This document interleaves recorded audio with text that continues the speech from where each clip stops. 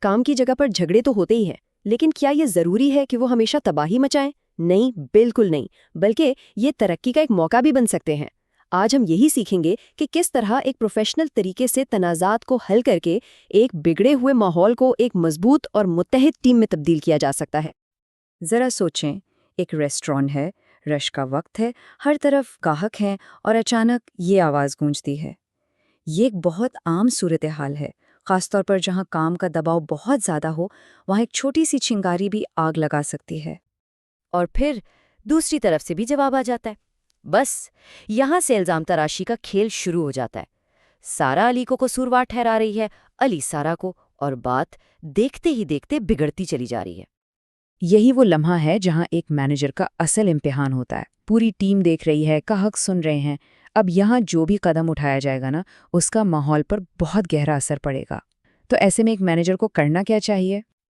دیکھیں، اس صورتحال سے نمٹنے کے لیے بنیادی طور پر دو ہی راستے ہیں۔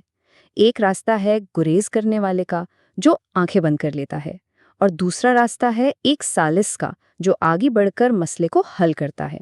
تو چلیں ان دونوں طریقوں کا موازنہ کرتے ہیں۔ ایک طرف وہ مینیجر ہے جو مسئلے سے بچنا چاہتا ہے، اور دوسری طرف وہ پروفیشنل مینیجر ہے جو ثالثی کرتا ہے۔ یقین کریں، ان کے کام کرنے کے طریقے اور نتائج میں زمین آسمان کا فرق ہوتا ہے۔ دیکھیں، یہاں فرق بالکل صاف نظر آ رہا ہے۔ جو مینیجر گریز کرتا ہے وہ صورتحال کو نظر انداز کر دیتا ہے۔ نتیجہ، ٹیم میں پھوٹ پڑ جاتی ہے، ایک کچن بمقابلہ سروس کی جنگ شروع ہو جاتی ہے۔ جبکہ جو ثالث ہے، یعنی پروفیشنل مینیجر، وہ فوراً ایکشن لیتا ہے اور ٹیم کو یہ احساس دلاتا ہے کہ ہم ایک ٹیم ہیں۔ یہ بہت اہم سوال ہے۔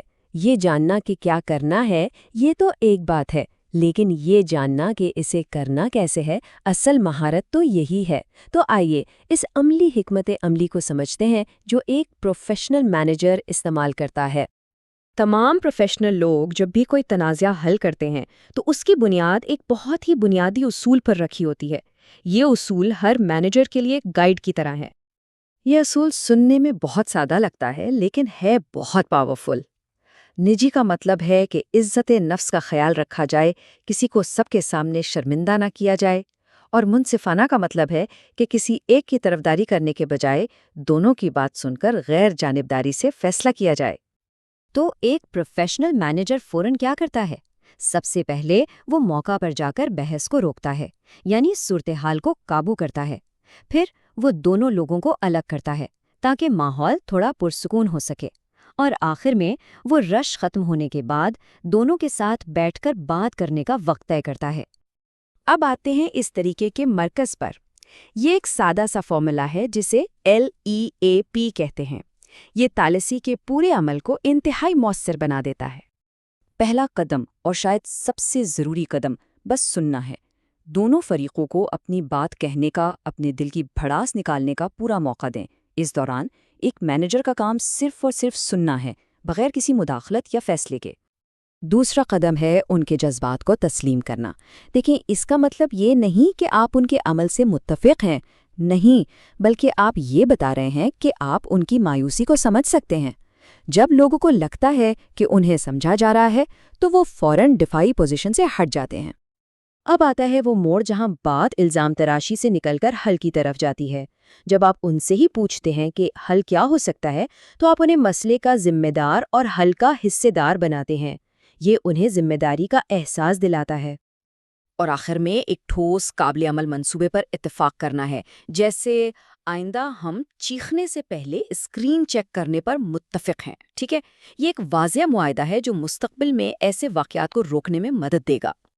لیکن ایک بات یاد رکھنے کی ہے، ہر تنازع ثالثی کے ذریعے حل نہیں کیا جا سکتا۔ کچھ معاملات انتہائی سنگین ہوتے ہیں، جیسے جسمانی دھمکیاں یا ہراسانی۔ ان صورتوں میں فوری طور پر تادیبی کارروائی یا HR کو شامل کرنے کی ضرورت ہوتی ہے۔ یہ سب جاننا پہلا قدم ہے۔ اصل تبدیلی تب آتی ہے جب اسے عملی طور پر اپنانے کا پکا ارادہ کیا جائے۔ یہ صرف ایک ٹیکنیک نہیں ہے، بلکہ یہ قیادت کی ایک سوچ ہے۔